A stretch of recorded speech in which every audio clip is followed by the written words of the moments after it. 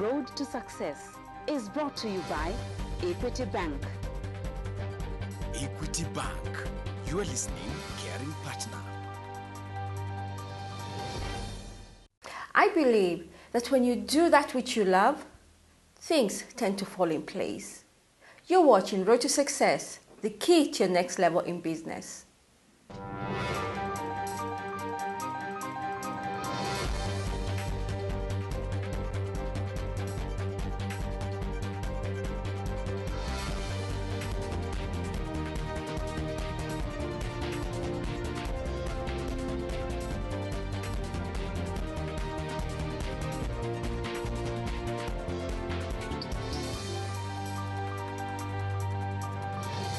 From a small panel beating garage to the biggest bodybuilding company, this is Bob's story. Watch as he shares with us what it takes to be the best in his industry.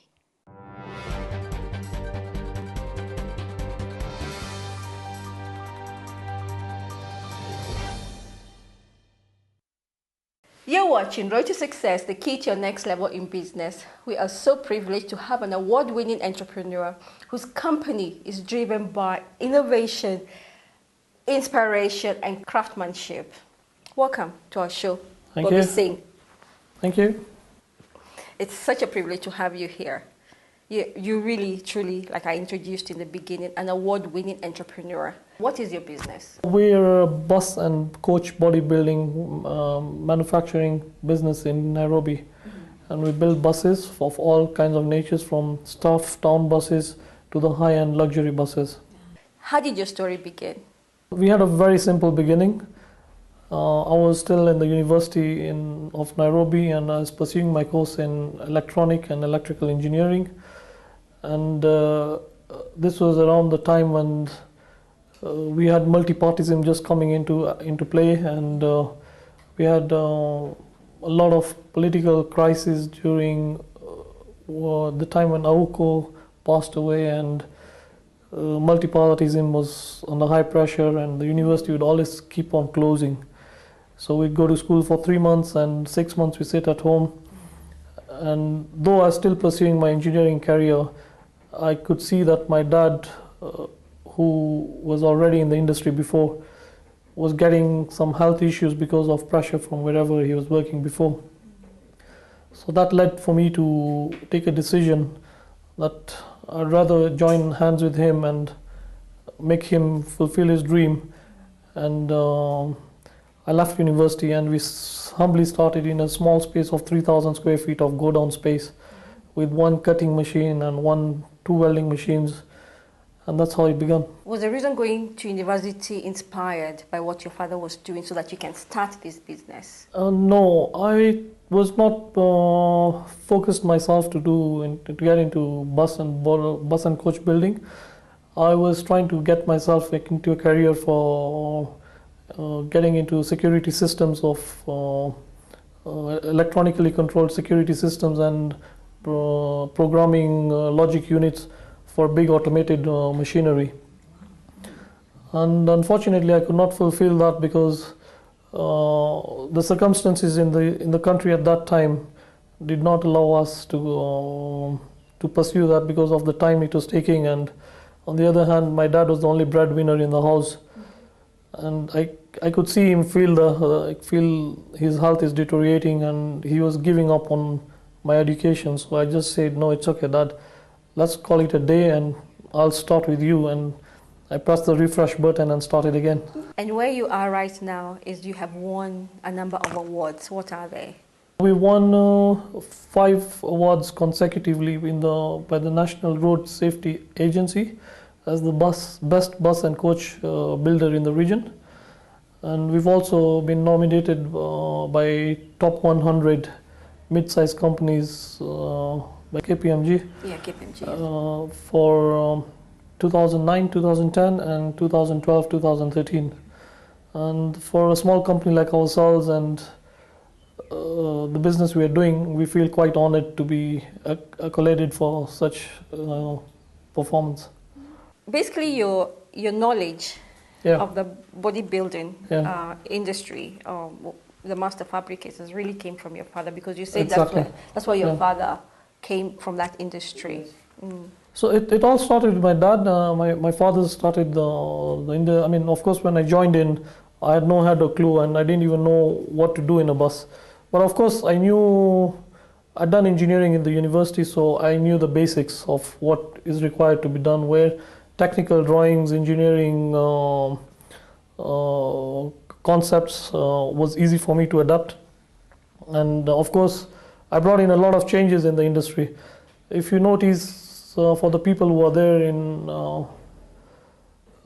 before 1995, I'm talking of around 1995 when we actually started the business, the buses that you'd see in the market were very squarey and they were very boxy, if you remember. And they're basically simple standard buses.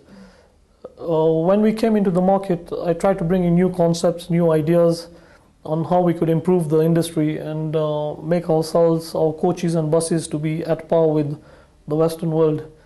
And if you notice, gradually after 1995, 96, the industry did really change. And of course, we were very small, and we had the big boys who would always play the game. And we'd do one design, and they would be able to do 4 or 5 of the same, and we'd never get recognition. What was it like when you sold or convinced somebody this is the bus that you would require, or this is the body part that what was that like for you? We branded our vehicles. We created a state of branding, and that really upped our game. What we did is we told the market that we've got all the ranges of buses that you'd want, and you choose where you want to be. So if you want to be with the high-end buses and the luxury buses, then you go with our high-end brand. If you want the simple and the cheap buses, then you go with our low-end brand. So we flavored everything out very clearly. So every customer would come to us, would first understand what is the product that we're trying to put in the market, and what is your need. We must take a break, but when we come back, I want to know about how you set up structures in your company and how you were able to overcome competition. Okay. You're watching Road to Success, the key to your next level in business.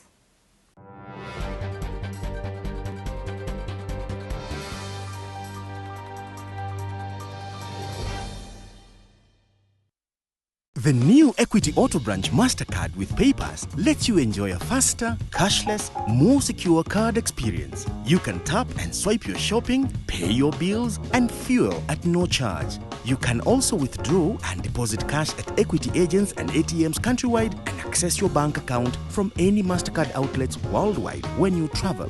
Visit your Equity Bank branch today and get yours instantly.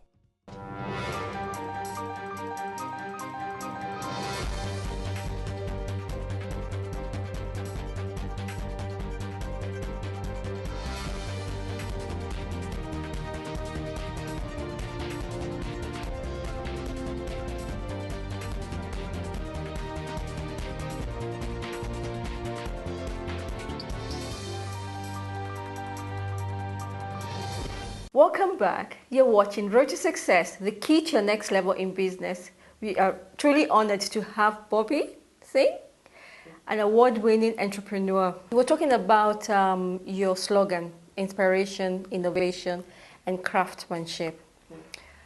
What inspired that? It just happened, like, I think every day at night, and there was once I was trying to review myself at how is it that what is driving the company into what we are doing, what we are achieving. And I realized that there's a certain principled concept that we're following. Is I come up with an idea, I put it on paper and I draft it up, or I picturize it, and then we actually craft it and we build it and see whether we've achieved it or not. And then just that simple to inspiration, we inspire it, and then we innovate, we put it on paper and picture it, and then we craft it in craftsmanship. Like, how many buses do you produce, like, on a given day or a given month? We do anything between 20 and 25 now per month, yeah, depending on the workload and the quality of the bus that we're building. Do you only sell it within Kenya, or do you go outside the borders of Kenya? We do a lot for Nairobi and Kenya, of course. That's Mombasa, Kisumu, and going up north also towards Sudan. We have Kampala, we go down to Tanzania, Malawi, Burundi, Rwanda, Mozambique. Our buses, even the two of our companies that fly buses up to Johannesburg. What are the challenges that you face? I know you keep saying it hasn't been easy, and I would imagine any dream has its own challenges. Our industry is a very funny industry in the sense that it requires a lot of capital to start building a bus. So for you to build a bus, you need a lot of money. And sometimes we tie up with customers, and the customers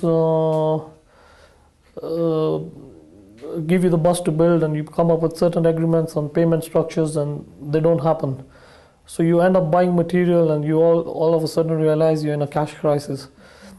So that's one problem we have. The other problem we have is if you like my design, and you feel that Bobby is expensive and you don't want to do it, so you go to somebody else or even on the roadside, and you tell somebody, oh, I want this thing done the way Bobby does it.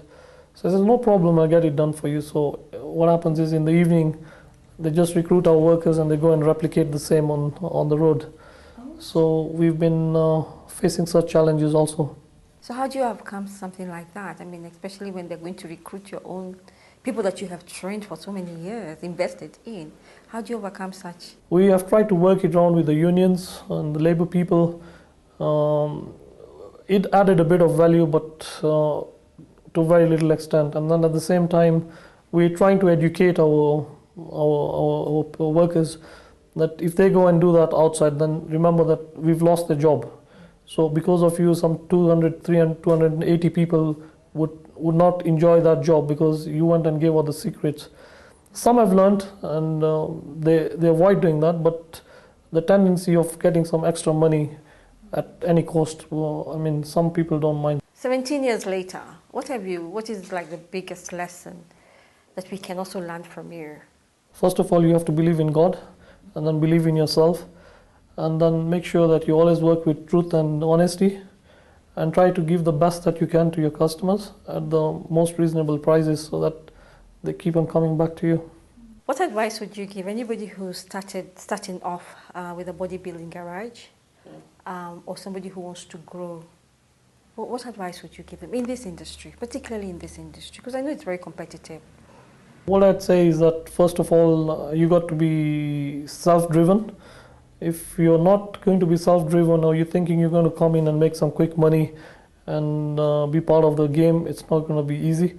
You have to be self-driven, and you must have all your concentration and mind to it, and probably you must know that you're not going to make money the first 4 or 5 years, and probably just break even, and then probably after that you'll see some fruits or some results if people appreciate your products in the market. So just persevere in if you're already in the industry, and keep it going. Success is not just what you do. I mean, there's also the giving back to society. What is it that you're doing? We have an open CSR policy right now, and I socialize myself with a few social charity groups within Nairobi, and we do a lot of charity food donations and educational material and clothes. And right now I was the chairman for Roundtable organization for Nairobi, and I initiated a project to build a mother and child clinic in Thika. So we are in the middle of completion of the project. Probably in the next 1 or 2 months will be done. So there's a lot of input back to the society. Your story is really inspiring, and I'm sure a lot of people have gotten something from this. And you really don't have to start from up there. You can start from the bottom and grow yourself and become the award-winning SMEs. You've been watching Road to Success, the key to your next level in business. And remember, dream big, commit to your passion, and you will succeed.